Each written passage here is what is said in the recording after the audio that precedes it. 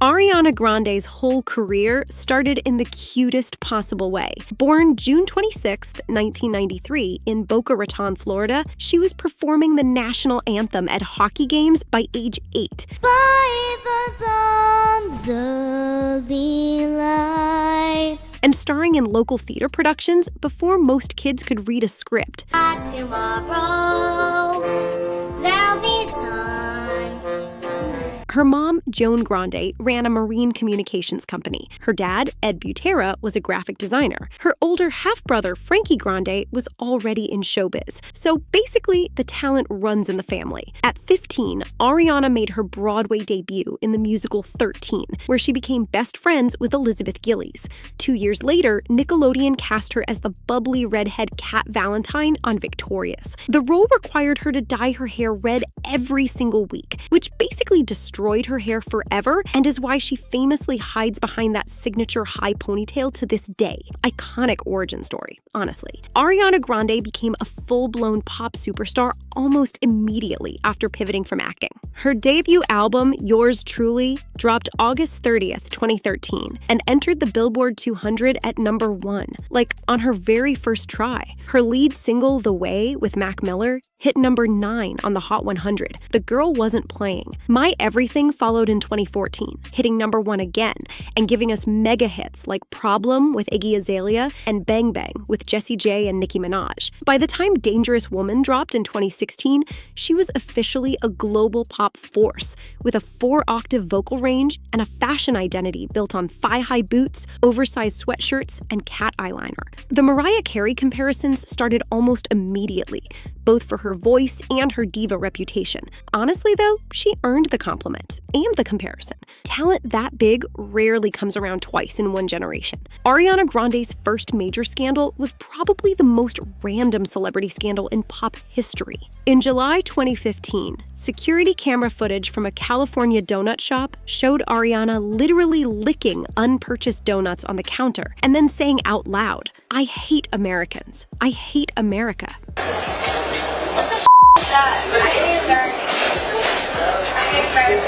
TMZ released the footage on July 8, 2015. The internet absolutely exploded. Her boyfriend at the time, dancer Ricky Alvarez, was actually right next to her in the video. Her apology pivoted weirdly to talking about kids' health and nutrition, never really addressing the actual donut licking or the America disliking. Rob Lowe publicly called her excuse lame on Twitter. Police and health officials briefly looked into it. The whole moment basically introduced America to a different side of Ariana, less innocent Nickelodeon kid and more entitled pop star.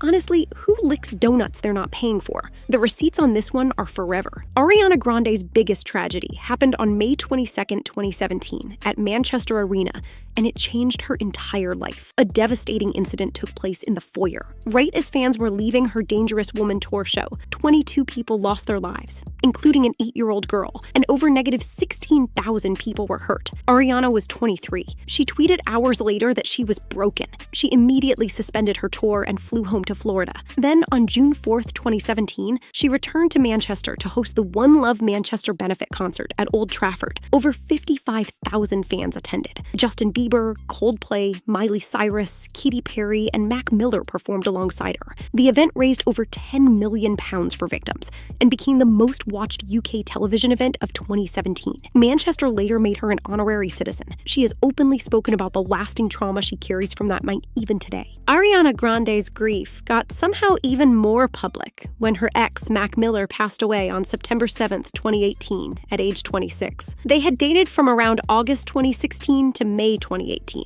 splitting after his DUI arrest. Ariana had already publicly defended herself before his passing, posting that shaming or blaming a woman for a man's inability to keep himself together is a very major problem. After he was gone, Mac's fans absolutely flooded her Instagram blaming her, forcing her to disable comments entirely. Brutal. Just weeks before, in June 2018, she had gotten engaged to Pete Davidson. after only weeks of dating. The custom $93,000 engagement ring made headlines everywhere. By October 2018, the engagement was off. Pete later said he knew it was over the moment Mac was gone. Ariana then channeled all of that grief into Thank You Next, which became one of the most acclaimed pop albums of the decade. Art from chaos, basically. Ariana Grande's cultural appropriation claims are honestly the drama she has never properly addressed. Starting around 2016, fans began noticing her progressively darker tan, her use of African-American vernacular English in interviews, and her aesthetic choices that seem to constantly borrow from Black culture. The Seven Rings music video in January 2019, with its trap house imagery, hit the conversation hard. Then a 2018 British Vogue cover showed her looking pale and freckled, exposing how she could switch identities at will. Critics called it textbook blackfishing. Then in December 2021, she faced fresh Asian fishing accusations over a different photo shoot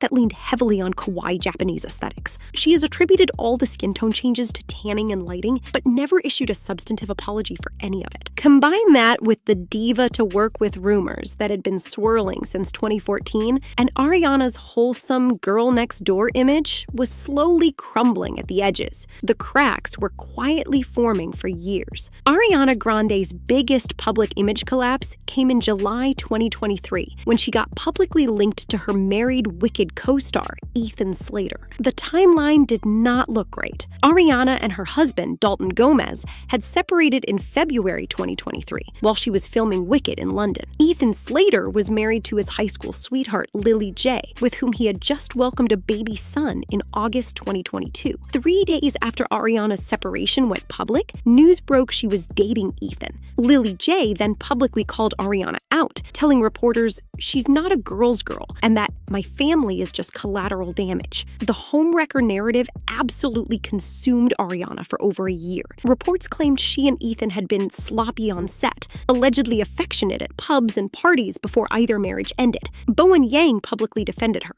Ariana told Vanity Fair in September 2024 she felt deeply misunderstood. Then, on June 8, 2026, sources confirmed the couple had quietly broken up several months earlier. Ariana Grande's Wicked era technically turned her into a legitimate movie star, even as her personal life imploded.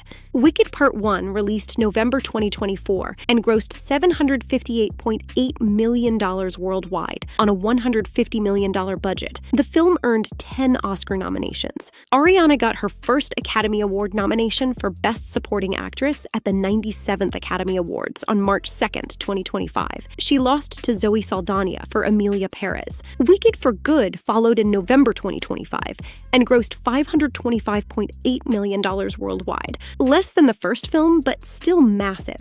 Critics often singled out her performance, especially her new song, The Girl in the Bubble, as a highlight. But here's the brutal twist. Wicked for Good was completely shut out of the 98th Academy Awards, 0 nominations. After the homewrecker narrative dragged her name through the mud for 2 full years, the industry quietly closed the awards door. Ariana did get a Golden Globe nomination for it. Mixed era, honestly.